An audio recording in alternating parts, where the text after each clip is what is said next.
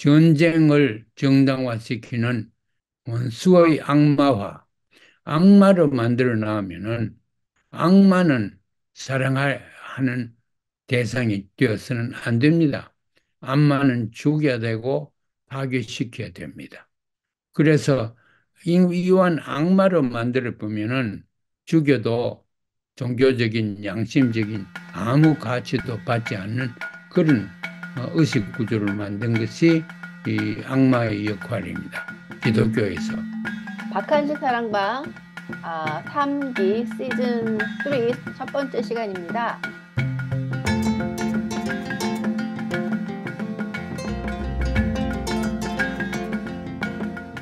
뚜껑을 열면은 별로 좋지 않아요, 저한테. 왜냐하면 하도 왈가왈부하는 것이 많은 그런 제목이 기독교의 역할입니다.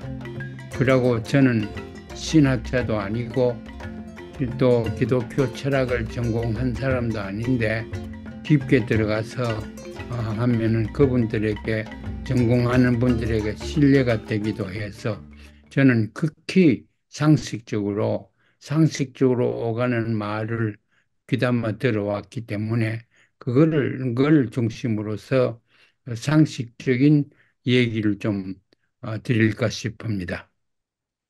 미국 그러면은 몇 가지 깨놓을 수 없습니다. 그 중에 제일 중요한 것이 기독교입니다. 그 기독교를 우리가 생각 안 하고는 미국을 알 수가 없습니다. 미국 돈에도 In God we trust 그랬잖아. 돈에도 1불짜리 그랬어였어요. 돈에 어, 종교를 갖다 찍은 거는 종교와 정치 사이를 면밀하게 구별을 해야 되는데 그때부터 벌써 미국에는 기독교를 떠나서는 미국이라는 걸 생각할 수 없고 미국에서 활동할 수도 없다 하는 것을 우리가 알게 됩니다. 그렇고 미국이라고 그러면은 우리는 전쟁을 떠나서는 미국을 생각할 수가 없습니다. 미국 건국 후에 200여 년 사이에 10%도 안 되는 20년 또 채 안 되게 평화가 말하자면 전쟁이 없었고 그 외에는 전부 전쟁이 있었습니다. 말하자면 미국은 전쟁 없이 못 사는 나라입니다. 건지러워서 전쟁하지 않으면은 가만히 있을 수가 없는 나라가 미국이라는 그런 생각이 드네요. 그 다음에 그러면은 민주주의를 우리가 떠날 수가 없습니다. 특히 지금 민주주의는 냉전 때 민주주의 또 2차 대전 때의 패권 투쟁에서의 민주주의 거기서 계속되기 때문에 민주주의를 떠나서는 우리가 미국을 생각할 수 없습니다. 그래서 미국 그러면 기독교, 전쟁, 민주주의, 미국 그러면 아까 전쟁 그랬지요. 전쟁 그런 거는 어, 무기입니다. 전쟁 철학이 옛날과 또 다르지요. 요새는 어, 현대화된 무기 때문에 전쟁 문화가 전쟁에 관한 의식 구조가 다 달라졌습니다. 그래서 오늘은 이제 기독교 전쟁 그걸 연결이 어떻게 되느냐 하는 것을 극히 상식적으로 말씀 나누겠습니다. 근래에 와서는 더구나 냉전, 어, 냉전과 냉전 이후에 미국이 가담한 전쟁, 한국 전쟁부터 월남 전쟁부터 중동의 이라크, 아프가니스탄 등 전쟁, 남미의 여러 군데에서 전쟁, 미국에 관계하는 걸 보면은 이 미국의 전쟁 행위에서 무엇이 역력히 깔려 있느냐면은 첫째, 인종주의가 깔려 있습니다. 인종주의가 깔려 있습니다. 백인 우선주의랄까, 그런 게 깔려 있습니다. 그래서 그 상황에서 기독교가 일정한 저변에 흐르는 역할을 했다고 볼 수 있습니다. 어, 기독교가 어떻게 보면은 인종주의라고 할 수 있습니다. 인종주의면서 또 여성에 대한 열등 개념을 주입시키려고 하는 게 있고 전쟁하고 관계가 됐지만 모든 것을 힘으로 해결하려고 군사력으로 해결하려고 하는 그런 경향이 있습니다. 2차 대전을 포함해서 냉전 포함해서 이제 그 후에 이제 미국의 패권 사상이랄까 이걸 보면은 무엇보다도 어, 미국은 그게 어디서 왔냐면 기독교에서 왔다고 저는 확신합니다. 미국만큼 기독교적인 나라가 별로 없습니다. 미국은 모든 것이 기독교에 의해서 미국의 애국가도 그 가시라는 말이 몇 번이나 들어가야 되고 아까 말씀드렸지 화폐에도 그렇고 보통 말하는데도 음, 대통령이 지금 바이든 대통령이 무슨 연설을 하고 나서 제일 끝 문장이 뭡니까? 어? 하나님의 보호하에서 우리 군대들이 잘 되기를 바란다. 그렇게 꼭 가드한테 요구하는 그런 게 있습니다. 미국은 양민 학살의 주동적인 역할을 했는데 양민 학살은 양민은 그 누구냐 하면은 버림받은 민족입니다. 선택된 민족이 아닙니다. 그래서 기독교는 유일하게 선택된 민족과 또 이방인, 버린 민족을 구별하는 그런 종교입니다. 그렇지 않는 종교를 우리가 믿든가 이러면은 기독교에서 도저히 용납하지 않습니다. 그래서 어떤 사람들은 자기들은 기독교인들은 선택받았고 chosen people 그렇지 않은 사람들은 어, 이제 이방인이고 어, 먼 곳에 있는 사람들이고 그렇지요. 그런데 이방인을 어떻게 해야 됩니까? 기독교에서 제가 배우기에는 이방인을 사랑하라 이랬습니다. 도와주고 사랑하고 어, 또 일하는데 같이 끼워주고 이렇게 하라고 하는 이방인이었습니다. 그런데 이방인을 사랑해야 되는데 이 심지어는 원수까지 사랑하라고 그랬지 않습니까? 제가 기독교인이 된 것은 평화를 갈급하기 때문에 저는 기독교만 있으면 평화가 오겠구나 싶었습니다. 왜냐하면 원수를 사랑하라. 그 지상 명령을 그걸 기독교인들이 그거를 준수한다고 하면은 원수를 사랑하면은 싸우지 않지요. 전쟁이 없지요. 평화가 있을 거라. 그래서 제가 저 13살 된 어린 나이에 우리 집 사람이 다 불교고 유교고 뭐 이런데 저 혼자 이제 기독교를 세례를 받게 결심을 했습니다. 그러나 세례를 받다든가 교회의 조직적인 역할은 전혀 하지 않았습니다. 왜냐하면은 이 가만 보니까 교회 목사들이나 장로들이나 이런 생각이 있는 사람들이 하나님의 역할을 해요. 어? 하나님은 저 밀어놓고 구석에 하나님의 뜻을 인간의 입으로 다 얘기를 한다고. 그래 놓으니까 사실은 신학 아는 사람들은 달리 생각할지 몰라도 사실은 성경 자체도 성경의 모든 복음들이 다 있는데 그 자체들도 어, 말하자면 어, 그 신화라고 볼 수가 있습니다. 과학적인 증명을 할 수 있는 예수님 목소리를 가지고 녹음을 해갔다는 건 한마디도 없습니다.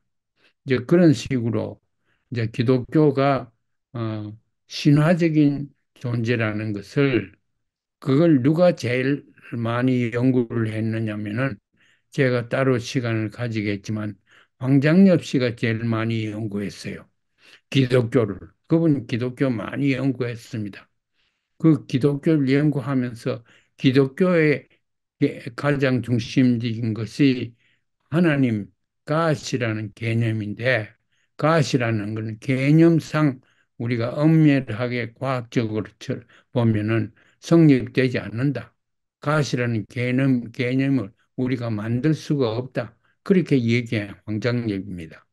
그래, 이렇고 저렇건 간에 이 기독교에서 얘기하는 가시라는 게 너무 철저하게 온 세상에 퍼져 있고, 또 교회에 와갑니까? 교회 왜 기독교인입니까? 다 목적이 있겠죠.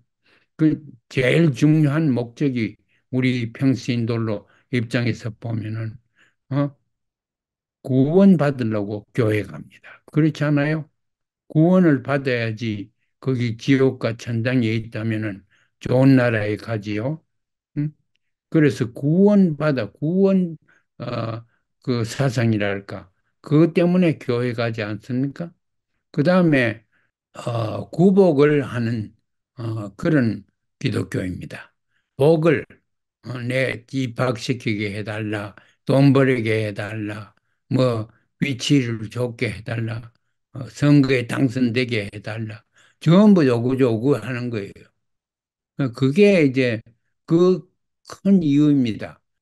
그 다음에 이제 요구하는 게 어, 용서해달라 이겁니다. 용서해달라. 용서를 해야지 잘못한 걸 회개를 하고 회개에 대해서 용서를 받아야지 이제 천국에 간다. 그래서 이제 용서를 비는 것입니다. 어디에서 새벽 기도나 교회에 가서 시도 때도 없이 비는 것이 용서해달라 그런 겁니다. 용서는 어, 행동을 달리 해야지 용서가 되지. 용서해달라고 입으로만 해가 용서가 됩니까? 그러나 기독교인들은 그걸 믿게 되어 있습니다. 입으로 용서를 빌면 그걸로서 끝났다고 생각합니다. 영혼을 구원받고 또 천당 가고 내세 그리고 그 가는 길을 교회 가면은 다 가르쳐 주고 이거 해라 그렇거든요. 해라고 하는 것 중에 제일 중요한 것이 제가 그도 말씀드리지만 기독교에서 제가 보는 제일 중요한 거는 사랑하라. 사랑하라입니다. 누구까지? 원수까지 사랑하라는 원수를 사랑해야지 진짜 사랑의 모습을 보여주는 것입니다.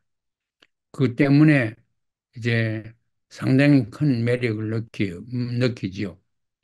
거기에서 이제 나온 것이 사랑하려고 내보내가지고 나온 사람들이 선교사들 아닙니까? 말씀을 전하라. 그 좋은 소식을 전하라. 그거 아닙니까? 그걸 믿지 않는 사람으로 하여금 믿게 그래 해라. 어, 그래서 이 신앙이라는 믿는다는 것은 이유 없이 믿는 것입니다. 이유를 따지면 못 믿게 됩니다. 이유 없이 믿으라 하는 것을 요구하기가 어렵지 않습니까? 그렇기 때문에 그렇게 믿으면은 천당 간다, 구원한다. 예, 원하는 복을 다 받을 수 있다. 그렇기 때문에 교회에 가는 겁니다. 기독교에서 가장 큰 역할을 하는 것이 선교 아닙니까? 말씀을 나누어 가지라. 너 혼자 가지지 말고. 그래야지, 어, 그 구원받을 수 있는 길이다. 그렇지 않습니까? 그런데 이제, 어, 원수를 사랑하라 그랬지, 원수를 죽여라 그랬지 않습니다. 그런데 전쟁의 목적은 상대방을 죽여야 될 거 아닙니까? 파괴시켜야 될 거 아닙니까? 그러니까 사랑하라고 하는 그 원수를 어떻게 죽이겠느냐? 그게 큰 문제입니다. 거기에서 원수의 범주에 두지 않고 악마로 만듭니다. 원수의 악마화. 그것이 전쟁을 정당화시키는 기독교에서 어, 원수의 악마화를 제일 중요하게 생각합니다.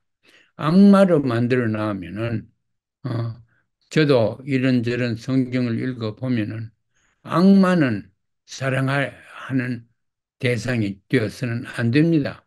악마는 죽여야 되고 파괴시켜야 됩니다. 그래서 이wan 악마로 만들어 보면은 죽여도 종교적인 양심적인 아무 가치도 받지 않는 그런 의식 구조를 만든 것이 이 악마의 역할입니다. 기독교에서. 그래서 주로 이제 외국에 가서 선교하는 사람들은 선교의 대상을 사랑의 대상으로 하기 전에 또 그걸 능가해서 악마화 시킵니다. 악마화 되면 그 순간에 죽여버려야 돼요. 양민 학살이 미국에 직간접으로 얼마나 관계되었습니까? 대한민국 조선민주인민공화국에도 어, 제가 신천에 가보니까 황해도에 그게 한 마을이 전부 다 폭삭 다 죽였어요. 3만 5천 명이나 죽었다고 그럽니다. 그만큼 이제 그렇지. 남쪽에도 사실은 이 남쪽 군인들이 이 악마시키는 것을 남쪽에서 뿐만 아니라 미국에서 다 배웠어요. 미국에서 악마는 어떻게 시켰냐? 그 후에 남쪽에서 받아가 했는데 그건 빨갱이로 만드는 거예요. 음? 한 노건이나 이런 데 가가지고 저 빨갱이가 들어갔다 숨어 있다. 그러면은 그 양민들을 다 죽이는 거예요. 어, 그러고 이제 테러리즘에서 우리가 봤지만은 테러리스트는 목적이 죽이는 겁니다. 땅을 점령하는 정한 것도 아니고 돈을 요구하는 것도 아니고 죽이는 것이 테러리스트의 목적입니다. 그러니까 미국의 외교 정책이 양민을 학살하는 차원에서 들여다본다면은 미국의 정책은 테러리스트 정책이고 미국은 테러리스트 컨트리입니다. 그래 그걸 우리가 닮아가 가지고 대한민국 군인들이 베트남에 갔지 않습니까? 그 사람들이 아주 어, 양민들을 무자비하게 학살했습니다.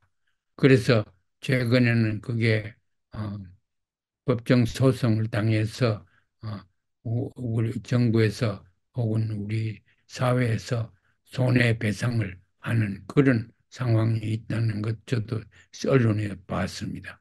우리도 꼭 미국처럼 되라는 건 좋은 거는 되지 않고 나쁜 거는 되었어요.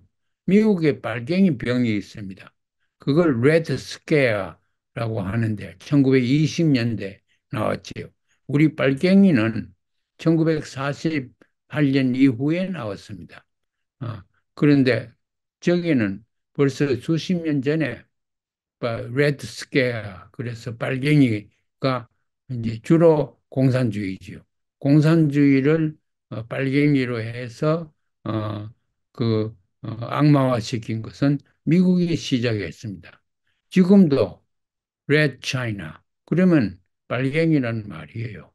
그런 식으로 해서 이제 양민 학살시키는 것을 정당화하게 종교적으로 정당화하게 됐습니다. 왜냐하면 버림받은 이방인들이기 때문에 죽는 것이 마땅하다. 그렇게 만들었어요. 이제 그런 걸 이제 기독교에서는 좀 더 반성하고 깊이 어, 어, 연구를 해서 그런 일이 계속되지 않기를 바랍니다. 그러기 위해서는 우리가 미국에서도 그렇고 더구나 한국에서 빨갱이 병을 치료를 해야 됩니다. 아무튼 대학살을 하면 어린애까지 하지 않습니까? 어린애까지 다 죽이는데 왜 그러냐? 씨를 없애자 이겁니다.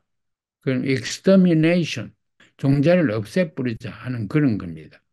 그것이 엄청난 어, 그 영향을 미칩니다. 지금 미국이나 이스라엘의 기독교 국가 아닙니까? 이 중동을 볼 때는 전부 악마들이지요. 어린애들 크면 큰 악마가 되고 총 가지고 정부를 우리한테 대는 그런 악마들이니까 어린애도 다 때려 죽입니다. 그게 지금 비인도적인 전쟁으로 또 문화적인 그런 어, 전쟁 문화가 생기기 시작했습니다. 그래서 그런 의미에서 보면은 어, 기독교가 그런 역할을 어, 했다, 하고 있다. 이렇게 생각이 갑니다. 기독교에서는 아, 그 하나님과 땅과 천국과 지옥이 있는 것처럼 전부 다 세계를 두 개로 봅니다. 두 안경을 끼고 오른쪽 안경, 왼쪽 안경 그렇게 보지요. 그래서 세계를 어, 통합시키고 통일시키는 것이 아니고 분단시키는 것이 미국이 하는 지금까지 해왔는 역할입니다.